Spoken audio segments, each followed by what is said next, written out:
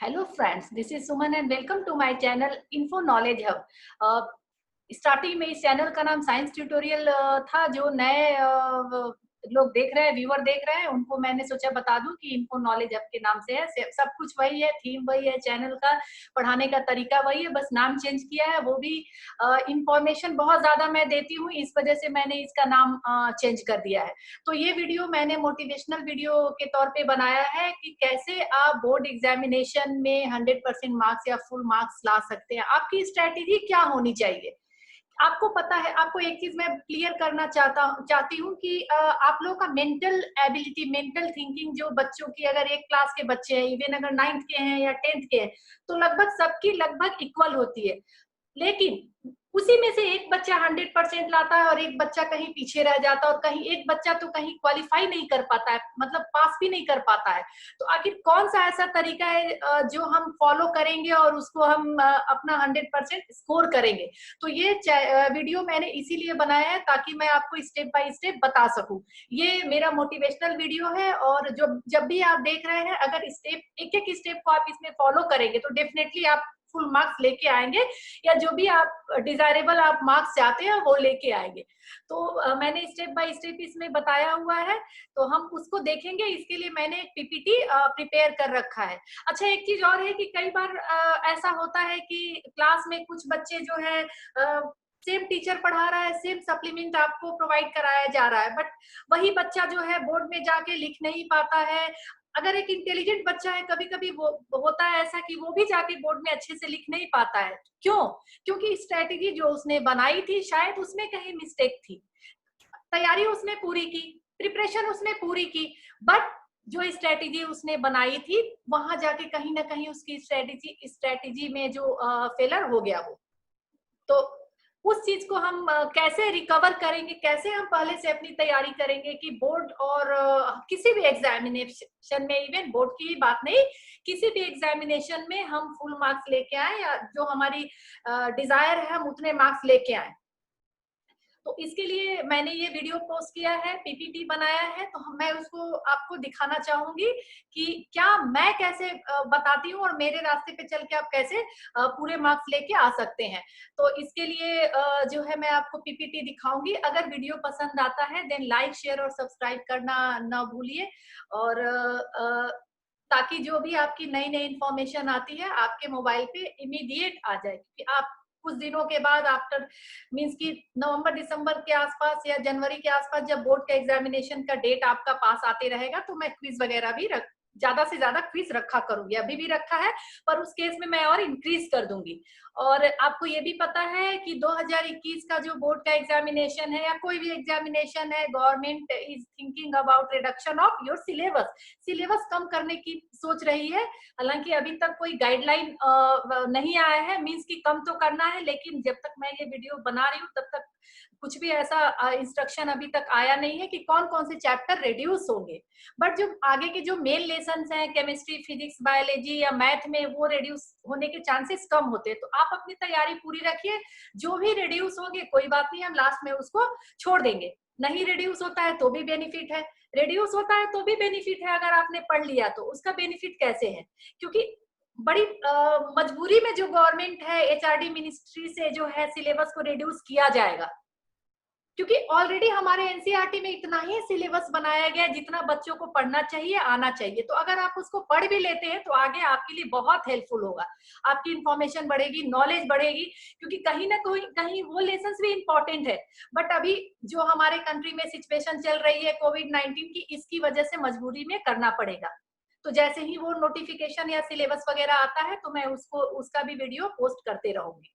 तो आप इस चीज का ध्यान रखिए कि पढ़ना तो आपको है ही, और हार्ड वर्क तो आपको करना ही है, क्योंकि हार्ड वर्क का कोई सब्स्टिट्यूट नहीं है। उसको आप छोड़ के कोई आसान तरीका नहीं है। अगर कोई आपको यूट्यूब पे कहीं भी बोलता है कि आप ऐसे कीजिए, ये करने से आप टॉपर बन जाएंगे, या वो करने से आप सही कर लेंगे, तो किसी भी वीडियो में हार्ड वर्क की बात जरूर आती है। अगर जहां हार्ड वर्क की बात नहीं आई है तो आप वो वीडियो मत देखा कीजिए।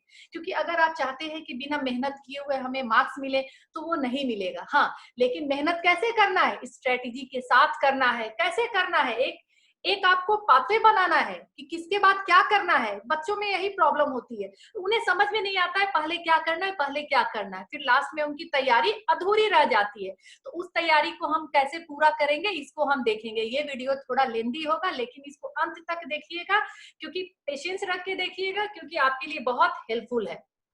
और मैं इस चैनल पे मैं साइंस की क्लास लेती हूँ, साइंस पढ़ाती हूँ, तो मैं साइंस टीचर भी हूँ आपकी। तो चलिए फिर हम सीधे हम पहले हम देखते हैं कि स्टेप्स क्या है उसके। और एक चीज और, अगर आपको फेसबुक, मेरा फेसबुक ग्रुप भी है, उस पे भी बहुत सारी इंफॉर्मेशन आती है। कई बार ऐसे होता है कि मैं वीडियो अपलोड नहीं कर पाती और इमीडिएट मुझे इंफॉर्मेशन किसी पर्टिकुलर डेट की देनी होती है कि इसका फॉर्म निकला है और लास्ट डेट अभी है, अभी भरना है, तो मैं फेसबुक पेज पे जाके और फेसबुक ग्रुप पे देती हूँ। तो ग्रुप में आप आ सकते हैं, ग्रुप ज्वाइन कर सकते हैं। तो चलिए फिर हम सीधे पीपीटी की ओर चलते हैं जो मैंने प्रिपेयर किया है।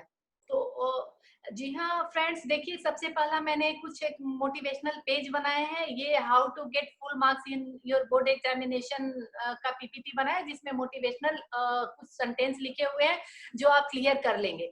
मैं ये आपको बताना चाहती हूँ, स्पॉटलाइट निकालना चाह रही हूँ, ओपन करना चाह रही हूँ। सॉरी, हाँ, this one is your success. Success आपका बहुत दूर है, आप देख रहे हैं बहुत लंबा रास्ता तय करके आपको सक्सेस की तरफ जाना है। आपका सक्सेस चाहे किसी भी फील्ड में हो, इवन आप पढ़ रहे हैं या फिर कोई करियर ऑप्ट कर रहे हैं, किसी भी फील्ड में आपका सक्सेस हो, बहुत दूर है, वो इतना आसान नहीं है। ये आप मान के चलिए कि बहुत दूर है, बट आपको अपनी हिम्मत नहीं हारनी है, आपको उसी डायरेक्शन में जाना है।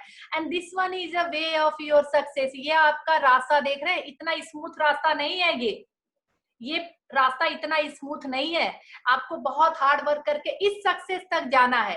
तो आपको पता है कि बहुत सारे फिलोसफर ने और बहुत सारे जो ग्रेट पर्सन है, उन्होंने भी सक्सेस के लिए बहुत सारी चीजें बोली है। और मैं एपीजे अब्दुल कलाम की बहुत बड़ी फैन हूँ, मैं उनको बहुत फॉलो करती हूँ। उनकी एक एक लाइन मुझे मोटिवेशन देता है, तो मैंने उनकी कुछ लाइन लिखी है। Confidence and hard work is the best medicine to kill the disease called failure. Failure को मारने के लिए क्या है? कॉन्फिडेंस। आप में कॉन्फिडेंस होना चाहिए कि आई कैन डू। क्यों नहीं कर सकते हो? आपकी भी जो मेंटल एबिलिटी उतनी ही है जितनी एक टॉपर बच्चे की है। जो एक टॉपर बच्चा लिख के आता है, फर्क कहाँ है? स्ट्रेटेजी आपने फॉलो नहीं किया है, हार्ड वर्क से कहीं ना कहीं दूर है। और दूसरा है, it will make you successful person. जब आप हार्ड वर्क करते हैं, कॉन्फिडेंस आप में आता है, तो सक्सेसफुल पर्सन डेफिनेटली आप बनते हैं। लेकिन हर वर्ड में मेरा हार्ड वर्क जरूर होगा। मैं शॉर्टकट रास्ता नहीं बताऊंगी कोई। हाँ, मैं वे बताऊंगी, शॉर्टकट रास्ता नहीं है, वे बताऊंगी कि कैसे तुरंत रिकैप रिवीजन किया जा रहा है। जब आपने इसको फॉलो कर लिया तो सक्सेस आपसे दूर नहीं है।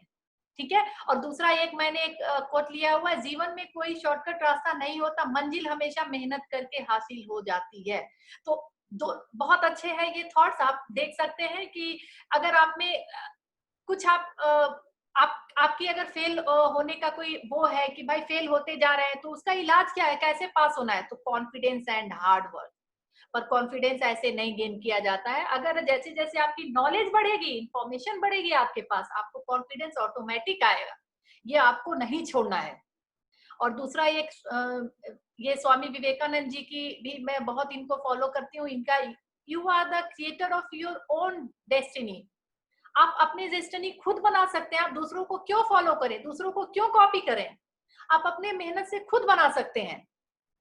तो ये हमारा कुछ हम मैंने ये कोट रखे थे ताकि आपको मोटिवेशन मिले और आपको पता चले कि हार्ड वर्क का क्या काम होता है और हार्ड वर्क कैसे आपको सक्सेसफुल बनाता है। चलिए हम आगे चलते हैं।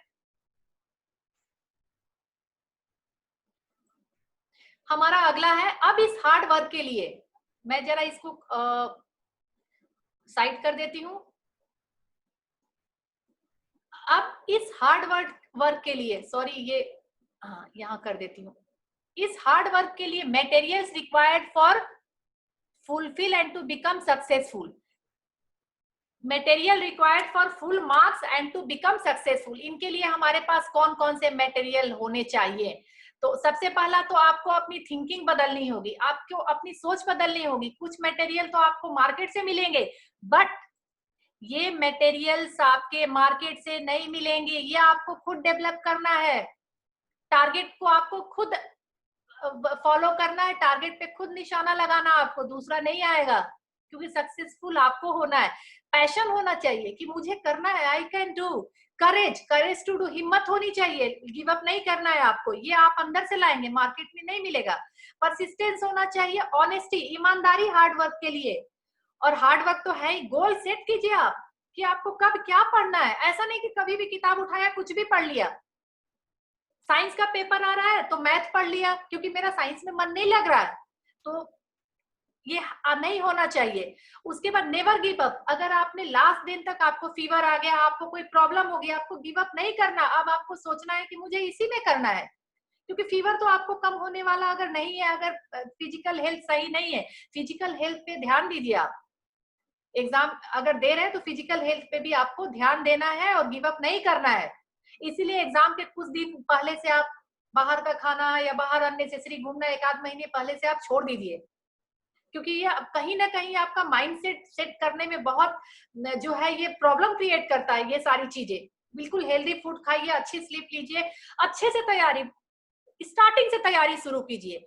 फिर उसके बाद पॉजिटिव थिंकिंग हमेशा रखिए कि आई कैन डू। अगर आपको मान लीजिए एग्जाम के पहले फीवर हो गया, क्या करूं मैं, जाऊं ना जाऊं, कैसे दूंगा मैं, तो आप कॉन्फिडेंट रहिए कि मैंने पूरे साल तैयारी की है, क्या एक दिन के फीवर से मैं हार जाऊंगा? पूरे साल की तैयारी मेरी साइड में हो गई इस एक दिन के फीवर में, या एक दिन की उसमें। आपको गिव अप नहीं करना है, मैं यही बात बार बार बताती हूँ, गिव अप बिल्कुल नहीं करना है। फोकस आपको करना है। फोकस मतलब जब भी अपने टारगेट पे, और जब एग्जाम में जा रहे हैं तो अपने क्वेश्चन पेपर पे आप फोकस करेंगे। उस समय किस पे फोकस करना है? आपके क्वेश्चन पेपर पे फोकस करके अच्छे से करना है। ये तो आपको खुद डेवलप करना है। अब जो मटेरियल इसके लिए रिक्वायर्ड है, जो कि हमें मार्केट से लेना है, वो क्या है? Study materials. क्या है? स्टडी मटेरियल्स, जैसे एनसीईआरटी बुक्स वगैरह या साइड बुक, जो भी आपको लेना है। और इस आप एक बात ध्यान रखिए कि जब भी आप एनसीईआरटी बुक्स लेते हैं तो वो नया एडिशन होना चाहिए। एनसीईआरटी बुक हमेशा नई लेंगे आप, ओल्ड नहीं लेंगे, पुरानी नहीं लेंगे। एक एक लाइन उसमें पढ़ना है। होता क्या है, कई बार लास्ट टू लास्ट ईयर एक एग्जाम साइंस का एक पेपर आया था, उसमें एक सेंटेंस आया था, वीक का एक क्वेश्चन आया था, यूवी सनलाइट जिसका आंसर था, ठीक है। उसमें ये वो पुराने वाली एनसीईआरटी में नहीं था, ओल्ड वाले में, उसी एडिशन में वो एक लाइन ऐड था। तो बिल्कुल कंजूसी नहीं करना आपको। उस साल आपको एनसीईआरटी या फिर जो भी स्टेट बोर्ड से अगर आप कर रहे हैं तो स्टेट बोर्ड की नई बुक लेंगे। ये नहीं कि किसी से ले लिया, मांग के कर लिया, नहीं। अगर आपको फुल मार्क्स लाने हैं तो बुक आपको, बस एक ही क्लास की बात है, 10th की बात है और 12th की बात है, 2 ही बार तो बोर्ड देने हैं आपको। तो 10th और 12th की नई बुक ले लीजिए आप। बेशक आप सप्लीमेंट्री बुक्स पुरानी ले लीजिए, बट एनसीईआरटी का एक एक लाइन आपको रीड करना बहुत जरूरी है फुल मार्क्स के लिए, ठीक है।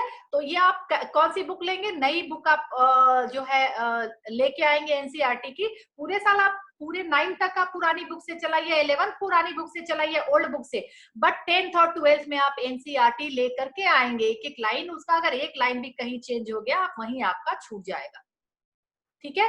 तो ये जो है आप इस चीज का आप ध्यान रखेंगे कि एनसीईआरटी की आप नई बुक खरीदेंगे, भले ही साइड बुक कोई पुरानी हो। उसके बाद नोटबुक्स आपके पास होनी चाहिए जिसमें हम प्रैक्टिस करेंगे। प्रैक्टिस कैसे करेंगे ये मैं बताती हूँ। पेन होने चाहिए, सैंपल पेपर चाहे आप पुरानी लीजिए, ऑफलाइन लीजिए, ऑनलाइन लीजिए, कहीं से भी सैंपल पेपर आप कहीं से भी कीजिए। नेट पे भी बहुत सारे पड़े हैं, फिर मैं भी प्रोवाइड कराऊंगी, ठीक है। और फॉर प्रैक्टिस के लिए। उसके बाद जब ये दोनों चीजें मिलती है, जब ये दोनों चीजें मिल रही है, आपका पैशन, आपका इनर क्वालिटी प्लस आपका आउटर क्वालिटी, तो इसको मिला के स्ट्रेटेजी बन गया।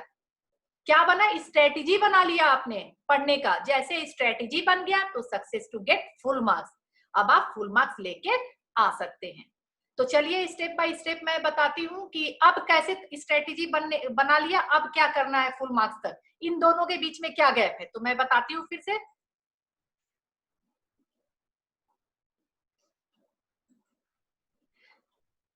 अब बोर्ड के पहले हमारी क्या स्ट्रेटेजी होनी चाहिए? अब हम देखेंगे कि बोर्ड के, ये मैं हेडिंग के लिए मैं थोड़ा स्क्रॉल कर देती हूँ, strategies and planning for study before board exams. के पहले आप कैसी तैयारी करेंगे कि जिसकी वजह से आपके पूरे मार्क्स आए? देख लीजिए, ये मैंने हेडिंग दिया है, अब मुझे हाइड करना पड़ेगा ये, ठीक है। तो इसके लिए फिर से मैं निकालती हूँ आपको स्पॉटलाइट। पहला तो मेक योर टाइम टेबल, जो बहुत जरूरी है। अब मुझे पेन निकालना पड़ेगा, इससे काम नहीं चलेगा। मेक योर टाइम टेबल, आपको अपना टाइम टेबल बनाना बहुत ही ज्यादा जरूरी है। आप अपना टाइम टेबल बनाएंगे सबसे पहले, ये नहीं कि जब मर्जी सो गए जब मर्जी पढ़ लिया। बिल्कुल एक fix time table at least 10th में आते आते बने। अगर 9th से आपने स्टार्ट किया तो it is well and good, और भी अच्छा है। जब टाइम टेबल बन गया तो thorough reading of course book, course book को खूब पढ़ेंगे आप। टीचर ने स्कूल में समझा दिए, पर आपको पता है कि स्कूल में पॉइंट टू पॉइंट समझाया जाता है, एनसीईआरटी को एक एक लाइन नहीं किया जाता है। तो पॉइंट टू पॉइंट समझने के लिए स्कूल है आपका। पर घर में आप जब रीड करेंगे जो टीचर्स ने पढ़ाया है आपको किसी भी सब्जेक्ट में, तो एक एक लाइन आप कोर्स बुक का पढ़ेंगे और अंडरलाइन करते जाएंगे मेन पॉइंट्स जो आपको लगता है। उसके बाद understanding of content and develop concept. ठीक है, इसको क्या करना है आपको, अंडरस्टैंडिंग ऑफ कंटेंट को अंडरस्टैंड करना है।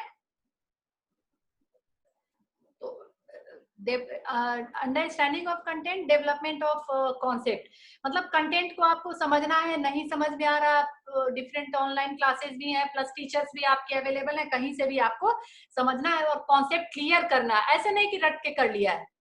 Apply your concept to solve problem. अब जो भी कॉन्सेप्ट आपका साइंस मैथ एसएसटी हर सब्जेक्ट में आपको कॉन्सेप्ट चाहिए। ये नहीं कि साइंस और मैथ में चाहिए, हर सब्जेक्ट में चाहिए। आपका क्या सोचते हैं, क्या लिखते हैं, कैसे आप कॉन्सेप्ट क्लियर करते हैं। मैं एक चीज आपको बताती हूँ, कैसे कॉन्सेप्ट आप क्लियर करेंगे, उसका बेनिफिट क्या है। सबसे पहले तो कई बार ऐसा होता है कि हम बुक रीडिंग कर लेते हैं, पूरी बुक रीडिंग हमने कर ली, हमने प्रैक्टिकली उसको जोड़ा नहीं। क्योंकि मैं साइंस की टीचर हूँ तो मैं साइंस का एग्जाम्पल देती हूँ। आपको बताया गया होगा स्टार्टिंग से कि जो वायलेट लाइट है उसकी फ्रीक्वेंसी ज्यादा है, वेवलेंथ कम है, और रेड लाइट का वेवलेंथ ज्यादा है। पर कई बार एग्जाम में बच्चे उल्टा लिख के आते हैं। क्यों उल्टा लिख के आते हैं? क्योंकि उनका कॉन्सेप्ट ये डेवलप नहीं है, वो समझ ही नहीं पाए हैं कि वेवलेंथ का मतलब क्या है, कॉन्सेप्ट का मतलब क्या है, फ्रीक्वेंसी का मतलब क्या है। मतलब आप रेड लाइट पे जाते हैं, आप ट्रेवल करते हैं, आप देखते हैं रेड लाइट पे गाड़ी रुकती है। रेड लाइट पे रुकने के लिए रेड लाइट लगाया जाता है। क्यों? क्योंकि रेड लाइट की वेवलेंथ बहुत ज्यादा है, बहुत दूर तक जाएगी, तो वो दूसरे गाड़ियों को भी दिखेगी कि रेड लाइट हो गया। तो प्रैक्टिकली आप इसको सोचिए, प्रैक्टिकली आप इसको याद मत कीजिए, आप ही सोचिए कि रेड लाइट वहां क्यों लगाया गया। क्योंकि वेवलेंथ, जो वेव की लेंथ है रेड लाइट की, वो ज्यादा है। और फ्रीक्वेंसी का मतलब होता है फ्रीक्वेंट, बहुत जल्दी फैल जाना। ठीक है, तो वायलेट लाइट को अगर वहां रेड की जगह लगाया जाता तो वायलेट लाइट उसी एरिया में फैल जाता। फ्रीक्वेंट ज्यादा है वो, तो दूर तक नहीं जाता। तो आपने इससे क्या सीखा कि रेड लाइट की वेवलेंथ ज्यादा है, फ्रीक्वेंसी कम है। जब फ्रीक्वेंसी जिसकी ज्यादा होगी उसकी वेवलेंथ कम हो जाएगी। फ्रीक्वेंट का मतलब स्प्रेड हो जाना फ्रीक्वेंटली। तो आपने ये कहां से सीखा? ये प्रैक्टिकली सीखा आपने। तो इन चीजों को मैं बार बार बोलती हूँ, प्रैक्टिकल एप्लीकेशन बहुत जरूरी है। आपने सोच लिया कि रट लिया है और एग्जाम में जाके कंफ्यूज हो गए, मुझे याद नहीं आ रहा है वेवलेंथ किसका ज्यादा है किसका कम है। क्यों याद नहीं आ रहा है? क्योंकि कॉन्सेप्ट आपने डेली लाइफ से जोड़ के नहीं पढ़ा है। आप उसको डेली लाइफ से जोड़ के पढ़िए। मैथ में जैसे आपको फ्रैक्शन बताया जा रहा है तो सीधे आप उसको पिज्जा से कीजिए कि मेरे घर एक पिज्जा आया है, उसको मैंने इतने पार्ट में डिवाइड कर दिया, इतने मेंबर में कर दिया, तो कितने हो गए। आप इस तरह पढ़िए, बिल्कुल डेली लाइफ से उसको लिंक करके पढ़िए। ऐसे रट के नहीं पढ़ना है जब आपको पूरे नंबर चाहिए। अब घर में भी आप केमिस्ट्री में बॉइलिंग पॉइंट और वेपर प्रेशर का एग्जाम्पल देखते हैं, इवेपोरेशन का एग्जाम्पल देख रहे हैं आप, फिर भी आप एग्जाम में जाके कंफ्यूज हो जाते हैं। क्यों? क्योंकि आपने उनको एप्लीकेशन बेस्ड नहीं बनाया है, अप्लाई नहीं किया आपने नॉलेज को। तो अपने नॉलेज को अप्लाई करना सीखिए। इलेक्ट्रिसिटी में उलझ जाते हैं आप, इलेक्ट्रिसिटी वाले लेसन में क्यों उलझते हैं? क्यों? क्योंकि आपने अप्लाई नहीं किया है। नंबर ऑफ अगर आ गया कि कितने बल्ब आपको लगाने हैं, इतना पावर दिया हुआ, इतना करंट दिया हुआ, आप उलझ जाते हैं।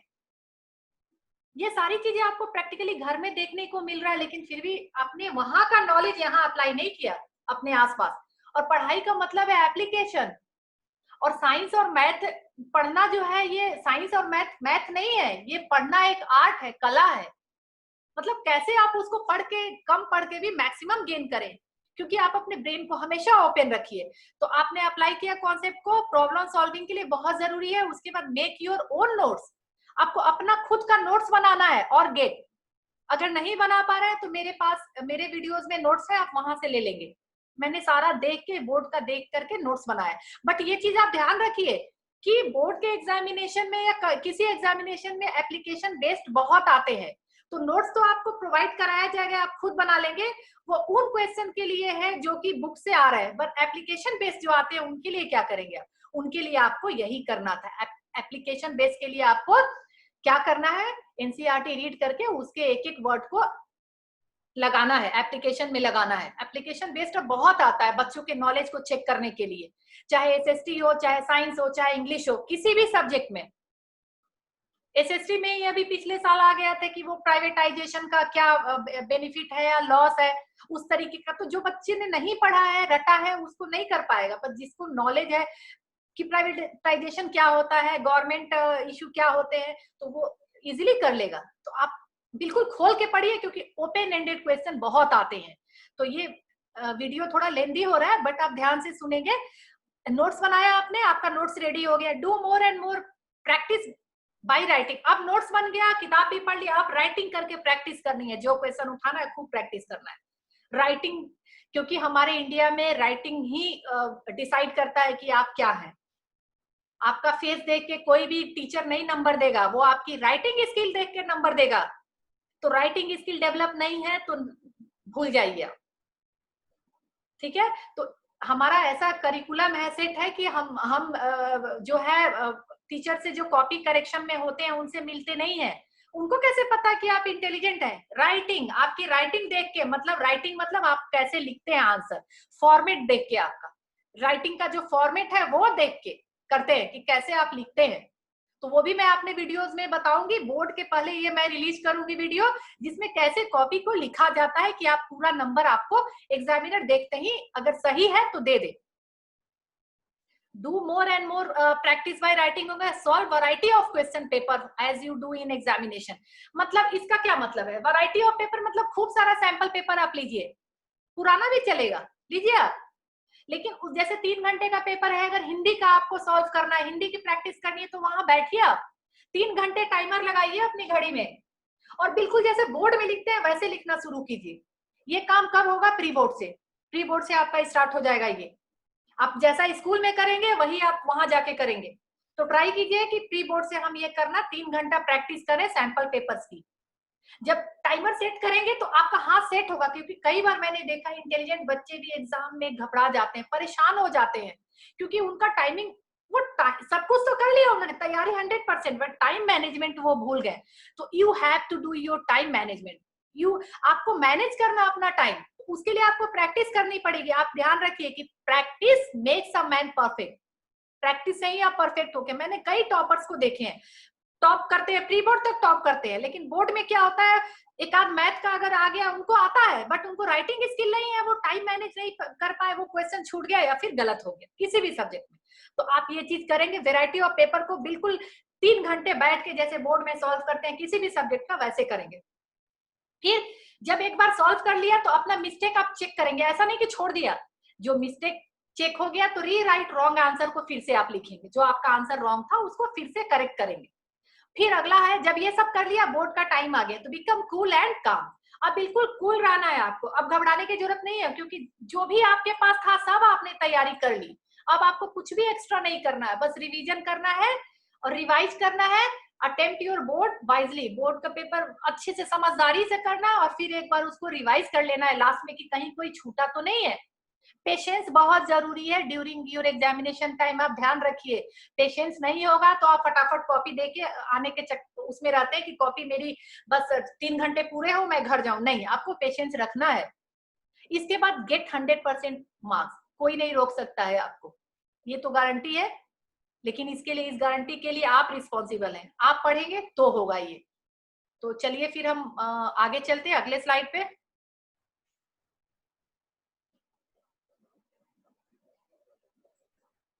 अब मैं आपको ये बताना चाहती हूँ कि अब जो है ये कहाँ से होगा, from where you can get all things, ठीक है। On this channel only your success our vision, हम आप सक्सेसफुल होंगे हमारा विजन है, लेकिन मैं यहाँ केवल साइंस का लेती हूँ, तो साइंस से आप बहुत चीजें समझ जाएंगे। फ्यूचर में प्लानिंग करूंगी मैथ, एसएसटी, इंग्लिश वगैरह की, बट इस साल केवल साइंस का ले रही हूँ मैं। साइंस के आपके सारे सप्लीमेंट आपको प्रोवाइड कराऊंगी। इस वीडियो के नीचे मैं जो है एक आपको प्ले बॉक्स का अपना एक फोल्डर डालूंगी, जिसमें आप जाके चेक कर सकते हैं कि उसमें सारी कुछ है। एक चैप्टर का किसी का डाल दूंगी, तो आप देख लीजिएगा, उसमें सब कुछ है। आपको एनसीईआरटी पढ़ा है, एनसीईआरटी एक्सरसाइजेस किया है, फिर अंदर वाले भी किए हैं, फिर इंपॉर्टेंट नोट्स दिए हैं। उसके बाद हमने बोर्ड बेस्ड क्वेश्चन भी मैंने ऑनलाइन कराया है। उसके बाद गूगल शीट भी मैंने दिया है आपके लिए, क्योंकि मैं आपसे मिल नहीं सकती virtual, I am your virtual teacher, तो गूगल शीट प्रोवाइड कराया है सेट 1। और दिसंबर नवंबर के आसपास बोर्ड बेस्ड क्वेश्चन और गूगल शीट का सेट 2 रिलीज करूंगी। तो आप सब्सक्राइब करेंगे तो आपको पता चलेगा कब रिलीज हुआ। और इसके बाद how we provide you full tutorial, हम अपना ट्यूटोरियल कैसे आपको प्रोवाइड करा रहे हैं। अभी मैं साइंस करा रही हूँ, इन फ्यूचर मैं दूसरे सब्जेक्ट का देखती हूँ। Let's see our strategy and step for your success. अब तुम्हारे आपके सक्सेस के लिए मेरा स्टेप क्या है, मैंने क्या क्या लिया है, वो तो आप जो पीछे बताया था वो तो आप सबको लेना ही लेना है, लेकिन मैं अपने चैनल पे कैसे लेती हूँ। तो चलिए हम आगे देखते हैं।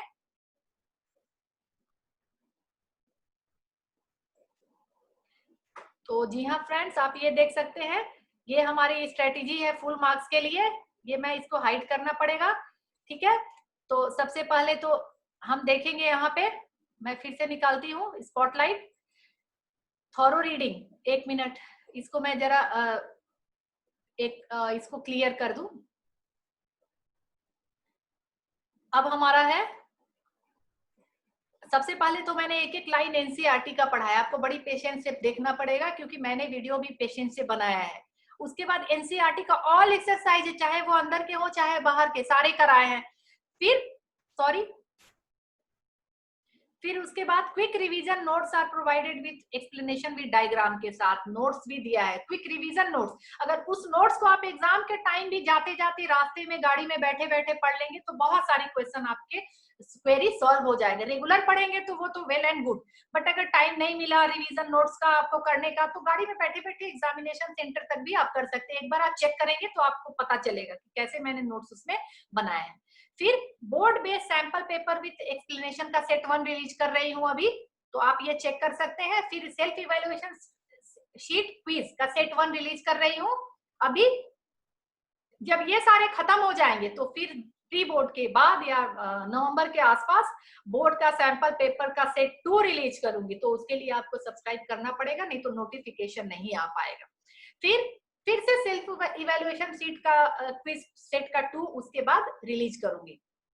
उसके बाद जब सारा मैंने रिलीज कर दिया, जब सारा ही रिलीज कर दिया, उसके बाद देखेंगे how to write in board exam by showing toppers answer sheet. फिर मैं आपको टॉपर्स के आंसर शीट दिखाऊंगी, टॉपर्स के मैं आंसर शीट आपको दिखाऊंगी, ऑनलाइन दिखाऊंगी, ठीक है, कि कैसे किसने लिखा है और कैसे लिखना चाहिए। ये जब सारी तैयारी हो गई उसके पहले भी मैं एक बार रिलीज कर दूंगी, ट्राई करूंगी कि प्री बोर्ड में भी रिलीज कर दूं और एक बार बोर्ड में भी रिलीज कर दूं। अगर प्री बोर्ड से हैबिट रहेगी आपकी तो बोर्ड में और इजी होगा। तो एक ना एक बार आपको मैं ये दिखाऊंगी कॉपी कैसे लिखनी चाहिए, या तो मैं खुद लिख के दिखाऊंगी आपको कि ऐसे लिखना चाहिए, कितना लाइन छोड़ना चाहिए, किस आंसर में क्या लिखना चाहिए, जितना पूछा गया उतना ही लिखना चाहिए। ये मेरा वीडियो आएगा बोर्ड के आसपास, ठीक है। और उसके बाद आपको 100% लाने से, ये जैसे, तो इसके बाद आपको फुल मार्क्स लाने से कोई नहीं रोक सकता है। तो गेट फुल मार्क्स, ये मेरा हमारा टारगेट है जो मैं धीरे धीरे धीरे धीरे पूरा कर रही हूँ। तो फिर हम देखते हैं आगे, आपको नोटिफिकेशन आते रहेगा। अब ये मेरे चैनल का लोगो इन्फो नॉलेज है, लाइक शेयर और सब्सक्राइब करना ना भूलें। और ये जो प्रेजेंटेशन था इन्फो नॉलेज हब की तरफ से था और माई सेल्फ सुमन आपको पता ही है, तो इसलिए मैंने एक थैंक्स के लिए एक वीडियो सोचा कि एक थैंक भी कर दूं। तो अगर वीडियो पसंद आता है अगेन लाइक शेयर और सब्सक्राइब मत कीजिए, लाइक शेयर सब्सक्राइब करना मत भूलिए, सॉरी करना मत भूलिए, और ताकि आपको नोटिफिकेशन नए वीडियोस का आते रहे, क्योंकि मैं time to time video upload करते रहती हूँ और ट्राई करती हूँ कि डेली एक वीडियो डेली अपलोड करूँ ताकि आपको मिलते रहे। अगर एक ही दिन 10 वीडियोस कर दूंगी तो आप उतना देख नहीं पाएंगे। तो अगर डेली आप टच में रहेंगे, 20 मिनट का एक वीडियो मैं लगभग डेली आपको रिलीज किया करती हूँ, तो आप इसको देखते रहिए। और थैंक यू फॉर वॉचिंग।